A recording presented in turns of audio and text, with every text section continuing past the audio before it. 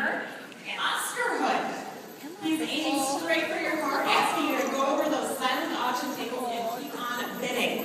He has been running through the Kroc Center, begging you to do what you can to help Northeast Wisconsin's less fortunate by placing China, Susan, and Travis G's Kiwani's little 8-year-old, 5.5-pound Yorkshire Terrier. China is up on the catwalk in her denim jumper with leopard trim and ruffled hemline adorned with games begin. Lily is all set for the Highland Games and Scottish Flings. She is wearing an authentic royal blue and green tartan kilt. Max is a 9-year-old, 18-pound Shih Tzu, bounding in with his red and white Santa outfit. Oh, there we go.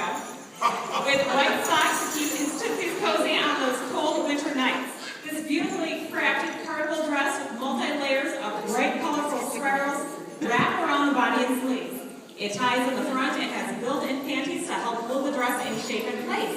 It is topped off with the classic fruit-laden hat complete with Stanley, a 3-year-old, 18-pound Cavalier King Charles Spaniel.